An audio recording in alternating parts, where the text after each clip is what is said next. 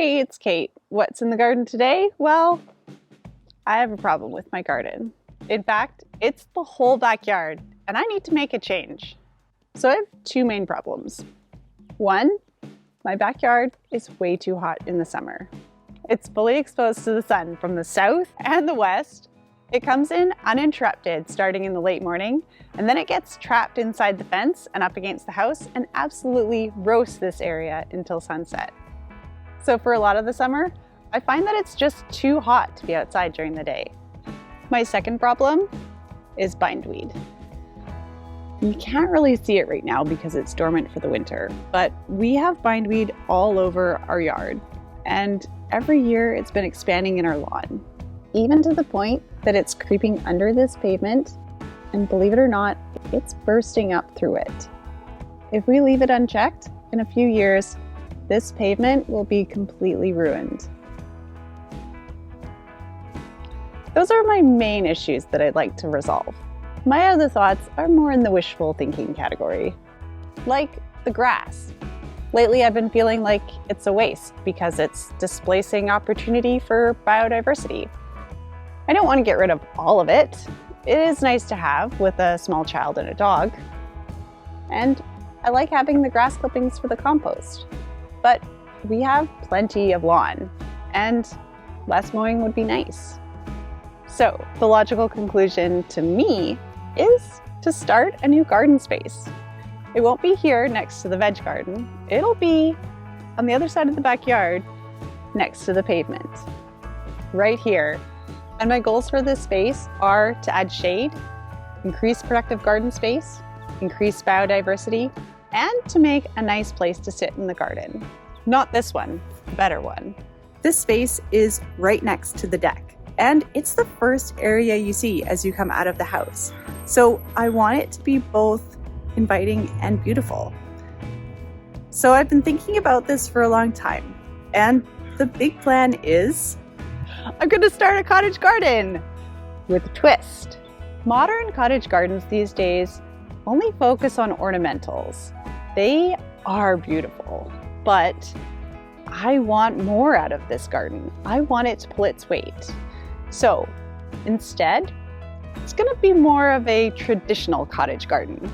It'll have the same informal look and feel, but it'll include fruit, vegetables, and herbs intermixed with the ornamentals.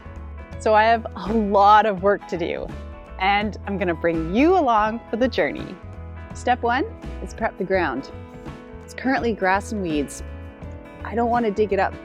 That's too much work, but they cannot stay.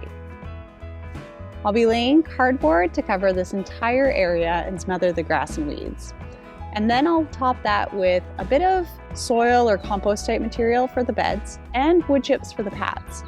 I've already got a small portion of it done, but there's a lot more to do, and you'll get a really good sense of the layout in this first step. As well, there's an old pathway here.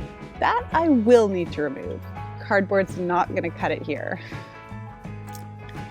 Once I've dealt with what's currently growing, then I can bring in new plants with step two.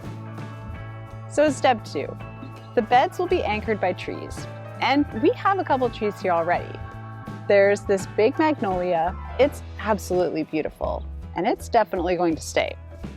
And we planted this semi-dwarf apple tree here 2 years ago. It's doing pretty well in this space. I'm also planning on getting a couple more semi-dwarf fruit trees to really fill in the space and bring in that summer shade that I'm so desperate for. The next step is the rest of the planting to fill in the beds around the fruit trees and make it a cottage garden. I'm trying not to buy too many plants, but it can be hard to resist when you're at the store. Otherwise, I'm starting a lot from seed this year, both flowers and veggies, annuals and perennials. I'll also probably need to make a few trellises or other structures for climbing plants, but we'll see how this space is shaping up for that. And then a future goal will be to build a sort of pergola on this side between the cottage garden and the lawn and incorporate a place to sit in the shade with a hardy kiwi vine growing up it. I think that would be really nice. But first things first, that's more of a long-term stretch goal. I have a lot of plans for this garden. It's going to take a while for it to become full and established, but it's definitely going to be worth it. And I'm so excited to see it happen. So make sure you follow along because I'm about to get started. Now, this generally all seems very doable to me. Just a lot of hard work. But I do have a couple concerns about this project. One is the success of the vegetables in that space.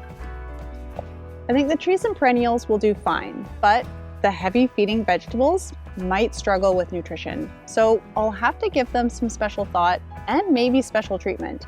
I'll also have to make sure that they don't get overcrowded. But my biggest concern is the bindweed, which might seem a bit silly, but I've been battling this bindweed for so many years now. It's starting to wear on my soul. I don't think it's an insurmountable problem, but if you've ever had to deal with bindweed, you know that as soon as you decide to mess with it, you might be making the whole problem worse. It's only in the last couple years that I've been focused with a good strategy, and I finally feel like it's working. The bindweed obviously isn't going away on its own, so I'll have to give it a go, just like the rest of it. As I was saying before, make sure you follow along. This is episode 1, and I'll be documenting all the steps along the way.